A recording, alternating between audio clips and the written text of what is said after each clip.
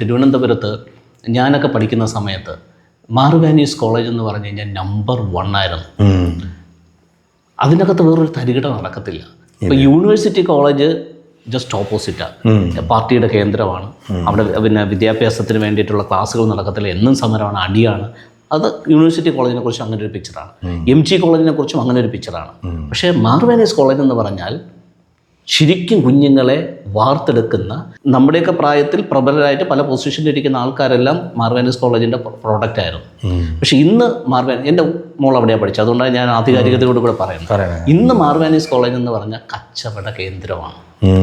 ഒരു സ്റ്റാൻഡേർഡും ഇല്ലാതെ പൈസ കൊടുത്തു കഴിഞ്ഞാൽ ആർക്കും അഡ്മിഷൻ കൊടുക്കുന്ന ഒരു കച്ചവട സ്ഥാപനം. സ്റ്റാൻഡേർഡൊക്കെ ഡൗൺ ആയി.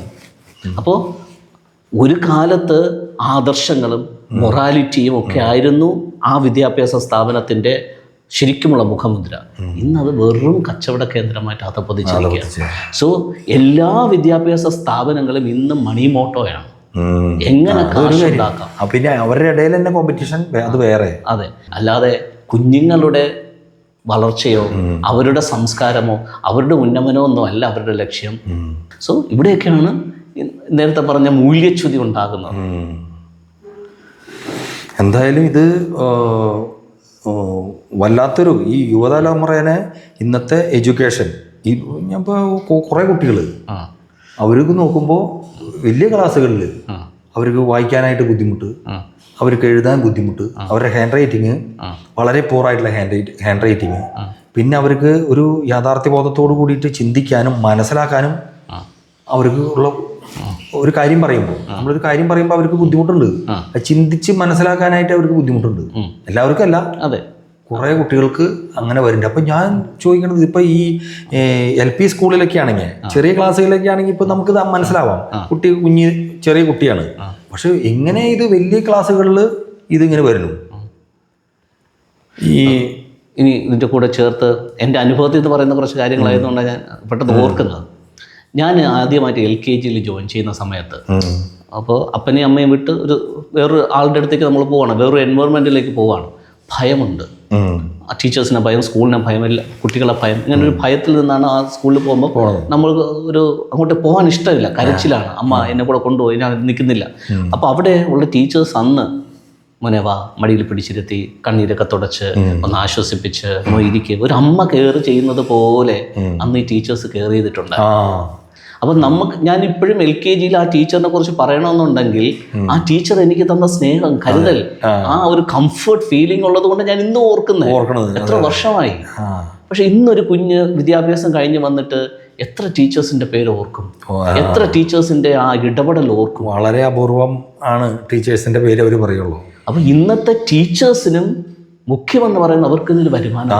അതെ, അവരെ തൊഴിൽ ചെയ്യുക, അവരാ പറഞ്ഞ സിലബസ് എങ്ങനെയെങ്കിലും കംപ്ലീറ്റ് ചെയ്യുക എന്നുള്ളത്. അങ്ങനെ ഒരു ഭൂരിഭാഗം ടീച്ചേഴ്സ് അങ്ങനെ പോകുന്നുണ്ട്. അപ്പോൾ ആ ഒരു സ്ഥാനത്ത് നിന്ന് മാതാപിതാ ഗുരു ദൈവം എന്നുള്ള ആ ഗുരുസ്ഥാനത്ത് നിന്ന് ഇവര് അധ്യാപകർ ഒരുപാട് ദൂരെ പോയിട്ടുണ്ട്.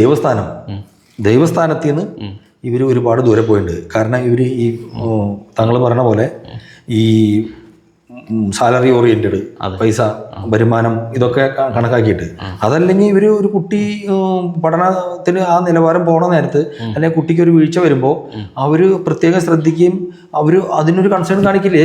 എങ്ങനെയാണ് ഈ 8ാം ക്ലാസ്സിലെ കുട്ടികൾക്ക് മലയാളം വായിക്കാൻ അറിയാത്തത്, എഴുതാനോ ഇങ്ങനെ ഹാൻഡ് റൈറ്റിംഗ് ഇങ്ങനെ പോയി കിടക്കുന്നത്, കമ്മ്യൂണിക്കേഷൻ ചെയ്യാൻ ബുദ്ധിമുട്ട് വരുന്നു. കമ്മ്യൂണിക്കേഷൻ ചെയ്യണ്ടേ? അപ്പോൾ ശരിക്കുള്ള ചിന്തയും അതുപോലെ കമ്മ്യൂണിക്കേഷനും കുറവ് വരിക. പിന്നെ ഉള്ളത് ഇതാണ്, ഈ മാനസികമായിട്ടുള്ള വളർച്ച, ഈ ആത്മീയമായിട്ടുള്ള വളർച്ച. അത് വലിയൊരു കാര്യമാണല്ലോ. അതെ, നമുക്ക് ഈ പറയുന്ന എഡ്യൂക്കേഷനിൽ നമുക്ക് ഇൻഫർമേഷൻസ് വേണം, ഒപ്പം തന്നെ നല്ല മനുഷ്യന്മാർ രൂപപ്പെടണ്ടേ? ഈ കുട്ടികളാണല്ലോ നല്ല നാളത്തെ സമൂഹം പണിയണത്. അപ്പൊ ഈ കുട്ടികൾക്ക് ഈ ഇതൊക്കെ ഇവർക്ക് പിടികിട്ടുകയാണ്. ഇവരൊക്കെ ഇത് റെക്കോർഡ് ചെയ്ത് വെക്കുന്നുണ്ട്. ഈ ഫേക്ക്, ഫ്രോഡ്, ഇത് ആർക്കാനും വേണ്ടി ഓക്കാനിക്കുക, ഇതൊക്കെ ഇവർ നോക്കി പിടിക്കുന്നുണ്ട്. ഇതൊക്കെ ഇതിങ്ങനെ റെക്കോർഡ് ചെയ്ത് വെച്ചിട്ട് പിന്നെയുള്ള സമയത്ത് ഇവരാണ് കയറി ഡോക്ടർമാരായി, ഇവരാണ് കയറി എഞ്ചിനീയർമാരാണ്. അപ്പോൾ പാലം പണിയുമ്പോൾ പാലം വിണ്ടു, അപ്പോൾ ബിൽഡിങ് പണിതപ്പോൾ ബിൽഡിങ് വിണ്ടു. അപ്പോൾ ഡോക്ടറായി. അപ്പോൾ ഡോക്ടർ എന്താ ചെയ്യണത്? ഇപ്പോൾ മനോജി ഇപ്പോൾ അപ്പനെയും കൊണ്ട് ഈ ഡോക്ടറുടെ അടുത്തേക്ക് എന്തെങ്കിലും സർജറിക്ക് വരുമ്പോൾ ആദ്യം തന്നെ ഒരു പേപ്പർ കാണിച്ചു തരും. ഇതിൽ ഒപ്പിട്ടോ, എന്തെങ്കിലും താങ്കളുടെ അപ്പന് പറ്റിയാൽ ഞാൻ ഉത്തരവാദിത്തമല്ല, എഴുതി വാങ്ങാണ്. കാരണം ഇവന് ഈ ഉത്തരവാദിത്വം പോലെ ആ ഡോക്ടറുടെ സ്ഥാനത്ത് ഇരുന്നിട്ട് അവൻ്റെ ഉത്തരവാദിത്വം കമ്മിറ്റ്മെൻറ്റോട് കൂടി അത് ചെയ്യാൻ അവന് കോൺഫിഡൻസ് കുറവാണ്. പണ്ട് കാലത്ത് മേജർ സർജറി ചെയ്യുമ്പോൾ മാത്രമേ ഇതുള്ളൂ. ഇന്നൊരു പല്ലെടുക്കാൻ പോയാൽ കൺസേൺ ഒപ്പിട്ട് കൺസേൺ അപ്പം നിങ്ങളുടെ പല്ലിന് എന്തെങ്കിലും ബാധിച്ചു അല്ലെങ്കിൽ എന്തെങ്കിലും ഇത് ഒപ്പിട്ടോ.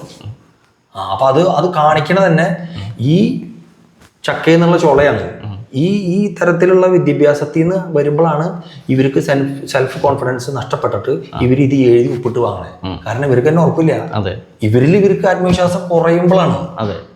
പക്ഷേ പണ്ടൊക്കെ വൈദ്യന്മാരുടെ അടുത്ത് പോകുമ്പോൾ ആ വൈദ്യൻ കാണുമ്പോൾ തന്നെ ചില കാര്യങ്ങൾ അവരിങ്ങോട്ട് ചോദിക്കും, എന്നിട്ട് ജസ്റ്റ് നാടി പിടിച്ച് നോക്കിയിട്ട് 2 സെക്കൻഡ് ഇങ്ങനെ പിടിച്ചു നോക്കിയിട്ട് ഇന്ന കാര്യങ്ങളുണ്ട് കേട്ടോ, ഇന്ന കാര്യങ്ങൾ കഴിക്കണം കേട്ടോ, ഇന്ന പഥ്യം നോക്കണം കേട്ടോ എന്ന് അവർ പറയും. ഇന്ന് ഇത്രയും സ്കാൻ റിപ്പോർട്ടും മറ്റേ റിപ്പോർട്ടും മറിച്ച് റിപ്പോർട്ടും ഒക്കെ വെച്ച് നോക്കിയിട്ടാണ് ഇത് അതും പലതും ശരിയാവണമെന്നില്ല. ഇല്ല, അതും അതിൻ്റെ പിന്നിലും ഈ ടെസ്റ്റുകൾ നടത്തിക്കണതിൻ്റെ പിന്നിൽ ഇവർക്ക് അജണ്ടയുണ്ടല്ലോ. അതെ, അവരതിൽ നിന്ന് ഒരു വരുമാനം ചിന്തിക്കുന്നുണ്ട്. അതുകൊണ്ടാണ് ആ ടെസ്റ്റുകൾ. മറ്റേ ഈ താങ്കൾ പറഞ്ഞ ഡോക്ടറുടെ പ്രത്യേകത എന്താ? അങ്ങനെയുള്ള പണ്ടത്തെ ഡോക്ടർമാരെന്ന് പറഞ്ഞാൽ അവർക്ക് ആത്മീയ വളർച്ചയുണ്ട്, അവർക്കൊരു മോറൽ ഇതുണ്ട്, അവർക്ക് അതിൻ്റെതായിട്ടുള്ള താലന്തുകൾ അവർക്കുണ്ട്. അതുകൊണ്ടാണ് ആ സ്കില്ലാണ്, ആ ഡെഡിക്കേഷൻ ഉള്ളത് കൊണ്ടാണ് അവർക്ക് ഇത് സാധിക്കുന്നത്. മറ്റേ ആള് 5 ദിവസം ക്ലാസ്സിൽ പോകുമ്പോഴത്തേക്കും പിന്നെ സിനിമ കാണാനും പോയി, അവിടെയും പോയി ഇവിടെയും പോയി, ആ കഷ്ടിച്ച് ജയിച്ച ആൾക്കാരാണ് ഈ റിപ്പോർട്ടുകൾ വെച്ച് പരിശോധിച്ച് കാര്യങ്ങൾ ചെയ്യുന്നത്. റിസൾട്ടും കിട്ടില്ല. അങ്ങനെയുള്ള ഒരുപാട് എഡ്യൂക്കേഷൻ സിസ്റ്റത്തിനകത്ത് ഇങ്ങനെയുള്ള കുറേ വിഷയങ്ങളാണ് ഇത് അഫക്റ്റ് ചെയ്യണത്. ദൂരവ്യാപകമായിട്ടുള്ള ഇവരാണ് ഇങ്ങനത്തെ കിട്ടി ഇതൊക്കെ ആയിട്ട് അഡ്ജസ്റ്റ് ചെയ്ത് ഞെരിഞ്ഞും വളഞ്ഞൊക്കെ കയറി വരുന്നവരാണ് ഈ സമൂഹത്തിന്റെ മുൻനിരയിലേക്കൊക്കെ എത്തുക. അതെ, അതെല്ലാത്തിലും ഉണ്ട്. അവരാണ് ഈ മതപരമായ കാര്യങ്ങളുടെ മുൻനിരയിലേക്ക് വരുന്നു, രാഷ്ട്രീയ പരമായ കാര്യങ്ങളുടെ മുൻനിരയിലേക്ക് വരുന്നു, എഡ്യൂക്കേഷന്റെ ചീഫ് മിനിസ്റ്റർ ആകുന്നു. അവരൊക്കെ വരുമ്പോൾ ഈ ഇതുമായിട്ടുള്ള എല്ലാതും എങ്ങനെയൊക്കെ ഇത് ബാധിച്ചോ ആ പ്രൊഡക്റ്റ് അതിന്റെ ഒരു ആകത്തുകയാണല്ലോ ഇവര്. അതെ. അപ്പോൾ അത് എല്ലാത്തിനെയും ബാധിക്കുന്നുണ്ട്. അത് സമൂഹത്തിനെ ബാധിക്കുന്നു. എന്തോരം ടെൻഷൻ ഉണ്ടാവണോ. അവർ തന്നെയാണ് കയറി ഈ അഡ്വക്കേറ്റുമാരാവണതും ജഡ്ജിമാരാവണതും. അപ്പോൾ അവരുടെ ജഡ്ജ്മെന്റ് അവരെങ്ങനെയാണ് ജഡ്ജ് ചെയ്യേണ്ടത്? അവർ ഒരു ജഡ്ജി ഒരു ദൈവസ്ഥാനത്ത് നിന്നിട്ട് ചെയ്യേണ്ട കാര്യമാണ്. അവരുടെ കോൺഷ്യൻസ് പരിശോധിച്ച് ഒരു തെറ്റ് ചെയ്തവൻ ആര്, തെറ്റ് ചെയ്യാത്തവൻ ആര്, ഇതൊക്കെ ചിന്തിച്ചും വളരെ ഗൗരവമുള്ള ഒരു കാര്യമല്ലേ അവർ പറയണത്. അതെ, അതെ, തീർച്ചയായിട്ടും നല്ല രീതിയിൽ ഒരു മെഡിറ്റേഷനോട് കൂടെയാണ് ഒരു കാര്യത്തിന്റെ വിധി പറയേണ്ടത്. അപ്പൊ അത് അവിടെയൊക്കെ തോൽവി സംഭവിക്കുന്നുണ്ട്. ഇപ്പൊ ഈ അടുത്ത കാലത്തുണ്ടായ സംഭവങ്ങളിലൊക്കെ അറിയാലോ നമുക്ക്. അതെ.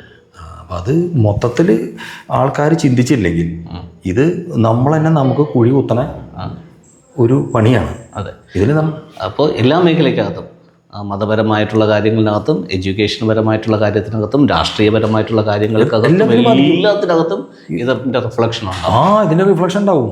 എന്നിട്ട് നമ്മൾ തന്നെ കണ്ട് ഇപ്പോൾ ഈ സോഷ്യൽ മീഡിയയിൽ വരുന്ന കമൻറ്റ് നോക്ക്, മലന്ന് കിടന്ന് തുപ്പണ പോലെയാണ്. അതെ. ഇതിൽ നിന്ന് കയറിപ്പോയിട്ടാണ് ഇവർ ഈ സ്ഥാനത്തൊക്കെ എത്തിപ്പെട്ടേക്കണത്. എന്നിട്ട് നമ്മൾ തന്നെ മലയാളികൾ നമ്മൾ കിടന്ന് അസഭ്യം പറയണു, ശാപവാക്ക് പറയണു, പെറുക്കണു. ഈ കമന്റിൽ ഞാനിതൊക്കെ വായിച്ചു നോക്കുമ്പോൾ ഇത് കാണുന്നുണ്ട്. അത് ഇവിടുന്ന് ഈ കയറിപ്പോയി വളഞ്ഞും തിരിഞ്ഞും നമ്മൾ ഈ തെങ്ങ് പോകുമ്പോൾ കണ്ടിട്ടില്ലേ, ഈ ചോലയിൽ നിൽക്കണ തെങ്ങ് ഇതിങ്ങനെ വളഞ്ഞു ഇങ്ങനെ അങ്ങോട്ട് പോവാണ്. ഈ വളവുകളൊക്കെ ഇവരെ ബാധിച്ചിട്ടാണ്. ഇവര് വളരെ ഗൗരവമായിട്ടുള്ള കാര്യങ്ങൾ ഒരു തരത്തിലും വീഴ്ച വരുത്തിയാൽ അത് കേരള സമൂഹം സഹിക്കില്ല.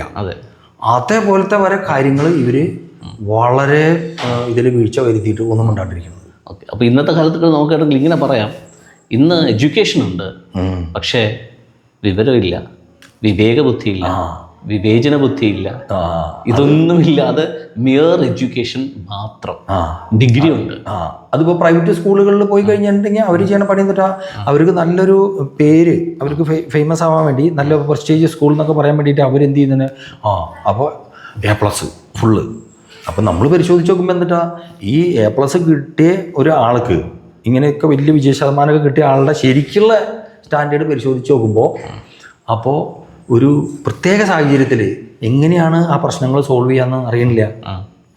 ഇത് കുറേ മാത്സ് ചെയ്ത് കൂട്ടിയിട്ടാണല്ലോ ഇവിടെ തന്നെ. അപ്പോൾ ജീവിതത്തിലെ യഥാർത്ഥ ജീവിതത്തിലെ പ്രതിസന്ധികൾ വരുമ്പോൾ എങ്ങനെ കാൽക്കുലേറ്റ് ചെയ്യണം, എങ്ങനെയാണ് ഇത് സോൾവ് ചെയ്യേണ്ടത്, അല്ലെങ്കിൽ പ്രാക്ടിക്കൽ ജീവിതത്തിലേക്ക് വരുമ്പോൾ അവിടെ ഇത് കിട്ടിയൊരു ഇവിടെ വരുമ്പോൾ അതെ ചേട്ടാ ഇതിലൊന്നും ഒപ്പിട്ടെ, ആത്മവിശ്വാസം കുറഞ്ഞു. അതെ, ഇവർക്ക് ഇവിടെ വരുമ്പോൾ ഇവർ ഒപ്പിട്ട് വാങ്ങുകയാണ്. കാരണം എന്തെങ്കിലും പിഴവ് പറ്റി കഴിഞ്ഞാൽ ഞാൻ ഉത്തരവാദിത്തം ഏറ്റെടുക്കില്ല. ഇതാണ് സംഭവിക്കണത്. അതപ്പോൾ ഇത് വല്ലാത്തൊരു അവസ്ഥയത്. ഓക്കെ, അപ്പോൾ അച്ഛൻ്റെ അഭിപ്രായത്തിൽ എന്തായിരിക്കും നമുക്കിതിനകത്തൊരു കറക്ഷൻ, എങ്ങനെയായിരിക്കും നമുക്കിതിനെ ഒന്ന് സോൾവ് ചെയ്യാൻ പറ്റുക?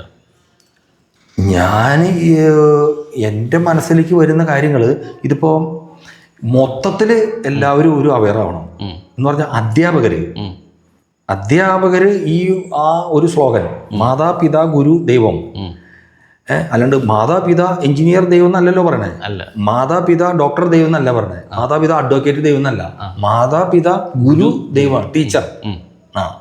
അപ്പോൾ അവരുടെ സ്ഥാനം അവരെന്നെ അവർ വിലമതിക്കണം. അധ്യാപകർ അവരെന്നെ വിലമതിച്ച് അവർക്ക് മറ്റുള്ളവർക്ക് അവർ ജോലി ചെയ്ത് അവർക്ക് കൂലിയുണ്ട്, അവർക്ക് ശമ്പളമുണ്ട്. പക്ഷെ അതുപോലെയല്ല ഒരു അധ്യാപിക അല്ലെങ്കിൽ ഒരു അധ്യാപകൻ കുട്ടികൾക്ക് അവരുടെ ഭാവിക്ക് വേണ്ടിയിട്ട് ഒരു ഫോർമേഷൻ അല്ലെങ്കിൽ ഒരു വിദ്യാഭ്യാസം കൊടുക്കേണ്ടത്. അവർ ഈ സ്ഥാനം അവർ മറക്കാൻ പാടില്ല. എന്നവർ ആ സ്ഥാനം മറന്നോ അന്ന് ഇതാണ് സംഭവിക്കുക. ഈ അധ്യാപകർ മാത്രമല്ല, ശരിക്ക് മാതാപിതാക്കളും അധ്യാപകരാണ്, മനസ്സിലായി. അപ്പം അത് മാതാപിതാക്കളും കൂടി ഒരു നല്ലൊരു സപ്പോർട്ട് കുട്ടികൾക്ക് വിദ്യാർത്ഥികൾക്ക് കൊടുത്താലേ, മക്കൾക്ക് കൊടുത്താലാണ് ഈ ഒരു വിദ്യാഭ്യാസം, ഇത് അവരുടെ മാത്രം ചുമതലയല്ല അധ്യാപകരുടെ, ഇത് വീട്ടിൽ നിന്ന് ഇത് ഇവിടുന്ന് കിട്ടണം. സ്കൂളിൽ നിന്നുള്ളത് ആ ഒരു കമ്മിറ്റ്മെൻറ്റ് ഇപ്പോൾ പറഞ്ഞില്ലേ, താങ്കൾ പറഞ്ഞില്ലേ, പണ്ടത്തെ ടീച്ചർമാർ അമ്മമാരുടെ പോലെ ഒരു കൺസേൺ ഉള്ളവരും ഇത് അങ്ങനെ എനിക്ക് ഒരു ടീച്ചർ അനുഭവം ഉണ്ട്. ഇപ്പോൾ എൻ്റെ മോളനെ പഠിപ്പിക്കാൻ വിട്ടപ്പോൾ ഒരു ടീച്ചർ അനുഭവം ഉണ്ട്. വേറെ ടീച്ചർമാരുണ്ട്, പക്ഷെ അതങ്ങോട്ട് എടുക്കാവില്ല. 100-1 കാണത്തുള്ളൂ. 100 ഇങ്ങനെയുണ്ട്. നമ്മൾ ഞാനൊക്കെ പഠിക്കുന്ന സമയത്ത് 1-2 ടീച്ചർമാരുണ്ടായിരുന്നു. ആ ടീച്ചർ നമ്മൾ എന്തെങ്കിലും വർത്താനം പറയുക, എന്തെങ്കിലും ഒരു കുരുത്തക്കേട് ക്ലാസ്സിൽ കാണിക്കുകയോ ചെയ്താൽ വേറെ ടീച്ചർമാരാണെങ്കിൽ ചോറിലെടുക്കുക, അടിക്കുക, അതൊക്കെ. പക്ഷെ ഈ ടീച്ചർ വളരെ ഒരു സങ്കടമാണ്. മുഖം കണ്ടാൽ തന്നെ പിന്നെ നമ്മൾ മിണ്ടാണ്ടിരിക്കും. അങ്ങനെയുള്ള ടീച്ചർമാർ ഉണ്ട്. അപ്പോൾ അവരോടൊക്കെ അവരെ നമുക്ക് മറക്കാൻ പറ്റില്ല. അങ്ങനെയുള്ളവരുണ്ട്, അടിക്കുന്നവരുണ്ട്, അടിച്ചു പഠിപ്പിക്കുന്നവരുണ്ട്. സ്നേഹം ഉണ്ടാകുമ്പോഴാണല്ലോ അവരടിക്കുന്നത്. ആ ഒരു കമ്മിറ്റ്മെൻറ്റ് ഇന്ന് എന്തുട്ടാ മൗലികാവകാശമാണ് കുഞ്ഞിൻ്റെ, എന്തുട്ടാ മൗലിക അവകാശം, എന്നിട്ട് കുഞ്ഞിൻ്റെ ഹ്യൂമൻ റൈറ്റ് എന്നൊക്കെ പറഞ്ഞിട്ട് ഇവർ ഈ ടീച്ചർമാരെ പേടിപ്പിച്ചത്. ഇപ്പം എന്തോ ഗവൺമെൻറ് പറഞ്ഞിട്ടുണ്ട് ടീച്ചർമാർക്ക് കുഞ്ഞുങ്ങളുടെ ബാഗ് പരിശോധിക്കാനും അവർക്ക് ആവശ്യമാണെങ്കിൽ ശിക്ഷണം നൽകാനുള്ള സ്വാതന്ത്ര്യം ഇപ്പോഴത്തെ ഗവൺമെൻറ് കൊടുത്തിട്ടുണ്ട്. ആ ഒരു പ്രശ്നം ഉണ്ടായതിന് ശേഷം കുറച്ചുകൂടി ഒരു ഇതായിട്ടുണ്ട്. അപ്പോൾ അവർക്ക് കുറച്ചുകൂടി ധൈര്യം ഉണ്ടാവും. അതല്ലെങ്കിൽ ഈ ഒരു ശിക്ഷണം നടത്തിയ വശം പിന്നെ പേരൻസും കൊണ്ട് ഇൻകുലാബ് ചിന്ത പിടിച്ച് വരികയാണ്. അങ്ങനെ അവർക്കൊരു ആത്മവിശ്വാസം കിട്ടാത്ത അവസ്ഥയുണ്ട്. അപ്പോൾ ഈ രണ്ട് കൂട്ടരും, മാതാപിതാക്കളും ടീച്ചർമാരും നല്ലൊരു ഇതിൽ നിൽക്കുകയാണെങ്കിൽ ഇത് വളർന്നു കയറുകയും ചെയ്യും. ഒപ്പം തന്നെ കുട്ടികൾക്ക് ഒരു ഫോർമേഷൻ, ഈ വെറുതെ ഈ നാമമാത്രമായിട്ടുള്ള പ്രാർത്ഥനകൾ, ഈ മതപരമായിട്ടുള്ള കാര്യങ്ങൾ, പഠനങ്ങൾ, വേദോപദേശം അത് വേണ്ടെന്നല്ല ഞാൻ പറഞ്ഞേ. പക്ഷെ ഒപ്പം തന്നെ അത് വളർച്ചേനെ ബാധിക്കണം. അവരുടെ ആത്മീയ വളർച്ചേനെയും മാനസിക വളർച്ചേനെയും ബാധിക്കണം. അതല്ലാണ്ട് നടത്തുന്ന ഇതൊക്കെ വെറും പ്രഹസനങ്ങളാണ്. നേരം കളയാൻ 1 മണിക്കൂർ പള്ളിയിൽ പോയി, 1 മണിക്കൂർ മദ്രസയിൽ പോയി, വേദം പഠിക്കാൻ പോയി, ഇതൊന്നും പഠിക്കാൻ പോയി എന്ന് പറഞ്ഞാൽ അത് വെറുതെ ഒരു നാമമാത്ര ഫുൾഫിൽമെൻറ്റിനാണ് ഇവർ പോണത്. അത് കഴിഞ്ഞിട്ട് ഇവരുടെ ബിഹേവിയർ നമ്മൾ നോക്കുമ്പോൾ ഇവർ ഭയങ്കര കള്ളത്തരങ്ങൾ കാണിക്കുന്നവരും നമ്മളെ തന്നെ ഉടായ്പ പറഞ്ഞ് തെറ്റിദ്ധരിപ്പിക്കുന്ന കുട്ടികളുണ്ട്. അപ്പം ഞാനിങ്ങനെ കണ്ണിലേക്ക് നോക്കും, കുട്ടികളിങ്ങനെ പറയാം, ഇന്ന് ഞാൻ മോനെ നുണ പറയരുത് എന്നൊക്കെ പറഞ്ഞിട്ട് ഞാനിങ്ങനെ പറയാറുണ്ട്. അപ്പോൾ ഈയൊരു ശരീരം വളരുന്നതിനനുസരിച്ച് ബോഡി വളർത്തിക്കൊണ്ടുവരാൻ പണിയെടുക്കണ്ടല്ലോ മാതാപിതാക്കൾ. ഭക്ഷണമൊക്കെ നല്ലത് കൊണ്ടു വലുതായി വരണം എന്നുള്ളതിൻ്റെ ഒപ്പം തന്നെ ഈ ഒരു കാര്യത്തിന് മാനസിക വികാസത്തിനും ആത്മീയ വളർച്ചയ്ക്കും കൂടി കുറച്ചൊരു കോൺസെൻട്രേഷൻ. അതിന് ഞാൻ പറയണത് പള്ളിയിലും അവിടെ ഇവിടെയും മതപരമായ കാര്യങ്ങൾക്ക് വിടണമെന്നല്ല, ഒരു ഓറിയൻറ്റേഷൻ അവർക്ക് ദൈവവിചാരം. മോളെ അടുത്ത് വിളിച്ചിരുത്തി പ്രാർത്ഥിക്കാനോ മോളെ ആ തെറ്റും ശരിയില്ലേ എന്ന് ഇങ്ങനത്തെ കാര്യങ്ങൾക്കൊക്കെ ഒരു ഓറിയൻറ്റേഷൻ, ഒരു മോറൽ കോൺഷ്യൻസ് കൊടുക്കാൻ ഇവർക്ക് സാധിച്ചാൽ ദുഃഖിക്കണ്ട. അതെ. അപ്പോൾ ഏറ്റവും കൂടുതൽ ഇന്ന് എൻ്റെ ഒരു ഒപ്പീനിയൻ ഏറ്റവും കൂടുതൽ ട്രെയിനിങ് കൊടുക്കേണ്ട പാരൻസിനാണ്. കാരണം ഈ ഒരു എഡ്യൂക്കേഷൻ സിസ്റ്റത്തിൻ്റെ ബൈ പ്രോഡക്റ്റാണ് ഇന്നുള്ള പാരൻസ്. അപ്പോൾ ഇന്ന് ഒരു അപ്പൻ വീട്ടിൽ അപ്പനായിട്ടല്ല ആക്ട് ചെയ്യുന്നത്, ഒരു പ്രൊഫഷണലായിട്ടാണ് ആക്ട് ചെയ്യുന്നത്. അദ്ദേഹം വീട്ടിൽ വന്നാലും അദ്ദേഹത്തിൻ്റെ ജോലിയുടെ കണ്ടിന്യൂഷൻ വീട്ടിൽ വന്ന് ചെയ്യും. ഇനി അദ്ദേഹം കുറച്ച് അതിലൊക്കെ ഒന്ന് മാറ്റി വെച്ച് കഴിഞ്ഞാൽ മൊബൈലിൽ അദ്ദേഹത്തിൻ്റെ എൻ്റർടൈൻമെൻറ്റ്, റിലാക്സേഷൻ ഇതാണ്. അപ്പോൾ കുഞ്ഞിനെ ശ്രദ്ധിക്കാൻ ഒരു അപ്പന് കഴിയുന്നില്ല. അപ്പോൾ അപ്പൻ വീട്ടിൽ നിൽക്കുന്നത് പോലും ഒരു പ്രൊഫഷണലായിട്ടാണ്. ഇനി അമ്മയുടെ കാര്യം നോക്കിയേ, പണ്ടൊക്കെ അമ്മമാർ വീട്ടിലെ കാര്യങ്ങളാണ് കൂടുതൽ ശ്രദ്ധ കൊടുത്തുകൊണ്ടിരുന്നത്. ഇന്ന് അമ്മമാർക്കും അത് പറ്റുന്നില്ല. കാരണം അമ്മമാരും ജോലിയിലാണ്, അതും പ്രൈവറ്റ് ജോലിയിലോ അല്ലെങ്കിൽ മറ്റു ബാങ്കിലെ ജോലിയൊക്കെ ആണെന്നുണ്ടെങ്കിൽ അവരും സ്ട്രെസ്സിലാണ്, സ്ട്രെയിലാണ്. അപ്പോൾ അവർക്കും കുഞ്ഞിനെ നോക്കാൻ പറ്റുന്നില്ല. അപ്പോൾ സ്വാഭാവികമായിട്ടും ഒരു കുഞ്ഞിനെ നോക്കുന്ന ഉത്തരവാദിത്വം ഒരു ആയയിലേക്ക് അല്ലെങ്കിൽ പെയ്ഡ് സർവൻറ്റിലേക്ക്. പണ്ട് അമ്മാമ്മയും അപ്പാപ്പനും അവർ നോക്കിക്കൊണ്ടിരുന്നത്, അവരും ഇല്ല. ന്യൂക്ലിയർ ഫാമിലി ആയപ്പോൾ പെയ്ഡ് സർവൻ്റ് ആണ് കുഞ്ഞുങ്ങളുടെ കാര്യം. കമ്മിറ്റ്മെന്റ് കാണിക്കാൻ പറ്റും? ഒരിക്കലും പറ്റത്തില്ല. അപ്പോൾ കുഞ്ഞ് അവിടെ ഒരു അനാഥനെ പോലെ വളരുകയാണ്. കൂട്ടുകാരുണ്ടോ? ഇല്ല. അപ്പനുണ്ടോ? ഉണ്ട്, നാമധേയം മാത്രം. അമ്മയുണ്ടോ? ഉണ്ട്, നാമധേയം മാത്രം. അപ്പോൾ കുഞ്ഞിന് കുഞ്ഞിൻ്റെ ഹൃദയത്തെ പങ്കുവെക്കാനായിട്ട്, കംഫർട്ട് കിട്ടാനായിട്ട്, ആശയങ്ങൾ ഷെയർ ചെയ്യാനായിട്ടുള്ള ഒരു പ്ലാറ്റ്ഫോം വീട്ടിലില്ല. സ്കൂളിൽ ചെന്ന് കഴിഞ്ഞാൽ ടീച്ചേഴ്സ് എല്ലാം പ്രൊഫഷണൽ മോഡിലാണ്. അവിടെയും കിട്ടേണ്ട കാര്യമല്ല കിട്ടുന്നത്, എഡ്യൂക്കേഷൻ സിസ്റ്റത്തിൻ്റെ സിലബസ് ബേസ്ഡ് കാര്യങ്ങൾ മാത്രമാണ്. അപ്പോൾ കുഞ്ഞ് എല്ലാ സ്ഥലങ്ങളിലും ഒരു ഐസൊലേഷനിലാണ്, ഹൃദയം തുറക്കാനായിട്ട് പറ്റുന്നില്ല. അപ്പോൾ അവന് ആഹാരം കിട്ടുന്നുണ്ടോ? ഉണ്ട്. ബാക്കിയുള്ള ഇൻഫ്രാസ്ട്രക്ചർ ഉണ്ടോ? ഉണ്ട്. മാനസികവും ആത്മീയവുമായിട്ടുള്ള വളർച്ചയ്ക്ക് വേണ്ടിയിട്ട്, ഒരു വ്യക്തിത്വ വികാസത്തിന് വേണ്ടിയിട്ടുള്ള കാര്യങ്ങൾ ഭവനത്തിനുമില്ല, സ്കൂളിലുമില്ല. അപ്പോൾ ഏറ്റവും കൂടുതൽ ഇന്ന് ട്രെയിനിങ് ആവശ്യം പാരൻസിനെ, ടീച്ചേഴ്സിനും തന്നെയാണ്. ഇനി പണ്ട് ഇന്ത്യൻ കൾച്ചറിനകത്ത് നമുക്കൊരു വലിയ അനുഗ്രഹമായിരുന്നു ആത്മീയ ഗുരുക്കന്മാർ. ഇന്ന് ആത്മീയ ഗുരുക്കന്മാരെ ആൾക്കാർ കാണുന്നത് നികൃഷ്ട ജീവികളായിട്ട്. ശരിക്കുമുള്ള ഒരു ആത്മീയ ഗുരുവിനെ ഇന്ന് ആരും ഉൾക്കൊള്ളുന്നില്ല. പള്ളിയിലച്ഛന് സ്വീകാര്യതയുണ്ട്, പൂജാരിക്ക് സ്വീകാര്യതയുണ്ട്, മുസ്ലിയാർക്ക് സ്വീകാര്യതയുണ്ട്, മതപണ്ഡിതന്മാർക്ക് സ്വീകാര്യതയുണ്ട്. തലപ്പത്താണ് അവർ. പ്യൂറായിട്ടുള്ള ആത്മീയ ഗുരുക്കന്മാർ ഇന്ന് ഭിക്ഷക്കാർക്ക് തുല്യം. ആരും അവർക്കൊരു പരിഗണന പോലും കൊടുക്കുന്നില്ല. പക്ഷേ ഇന്ത്യൻ സംസ്കാരം അങ്ങനെ ആയിരുന്നില്ല. ഒരു രാജസദസ്സിൽ രാജാവിൻ്റെ ഉപദേശകനായിട്ട് നിന്നത് ഒരു ആത്മീയ ഗുരുവായിരുന്നു. അദ്ദേഹത്തിൻ്റെ വാക്കിനെ അവഗണിച്ച് രാജാവ് പോലും ഒരു കാര്യം ചെയ്യില്ല. ഇതായിരുന്നു അന്നത്തെ വാല്യൂ. ഇന്ത്യയുടെ കൾച്ചർ അതായിരുന്നു. സോ എഡ്യൂക്കേഷൻ രംഗത്തും ആത്മീയപരമായ കാര്യത്തിനകത്തും കോൺട്രിബ്യൂഷൻ ഏറ്റവും കൂടുതൽ ചെയ്തുകൊണ്ടിരുന്നത് ആത്മീയ ഗുരുക്കന്മാരാണ്. അതെന്ന് മാറപ്പെട്ടോ? അതാണ് ഈ അവസ്ഥ. അതുണ്ട്. കറക്റ്റ്. അപ്പോൾ നമുക്ക് ഏകദേശം കാര്യങ്ങളൊക്കെ നമ്മൾ പറഞ്ഞു. ഇനി അപ്പോൾ പ്രതികരിക്കേണ്ടത്, സ്വീകരിക്കേണ്ടത് നമ്മുടെ പാരൻസും ടീച്ചേഴ്സും ബന്ധപ്പെട്ട ഭരണാധികാരികളും ഒക്കെയാണ്. അപ്പോൾ എന്തായാലും നമുക്ക് ഈ ക്രിസ്മസിന് ഏതാനും ദിവസം മുമ്പ് കണ്ടുമുട്ടാനും ഇത്രയും കാര്യങ്ങൾ പങ്കുവയ്ക്കാനൊക്കെ സാധിച്ചു. അപ്പോൾ ഒരുപാട് സന്തോഷം. യെസ് മനോജി, നമസ്കാരം, നന്ദിയുണ്ട്. തീർച്ചയായിട്ടും ഷാച്ചാനെ പരിചയപ്പെടാനും ചില കാര്യങ്ങൾ നമുക്ക് ഒരു യൂണിറ്റി ആയിട്ട് നിന്ന്, അത് നമ്മൾ ഏകദേശം ഒരു സെയിം വൈബ്രൻസ് ആണ്. അപ്പോൾ ചില കാര്യങ്ങൾ ഒരുമിച്ച് ഹാൻഡ് ഷേക്ക് ചെയ്ത് മുമ്പോട്ട് പോകാനും ചില കാര്യങ്ങൾ സമൂഹത്തിൻ്റെ നന്മയ്ക്ക് വേണ്ടി ചെയ്യാനും ഒക്കെ ഇനിയും അവസരങ്ങൾ ഉണ്ടാകട്ടെ എന്ന് ഞാനും ആഗ്രഹിക്കുന്നു. Okay, happy Christmas, happy new year. Okay.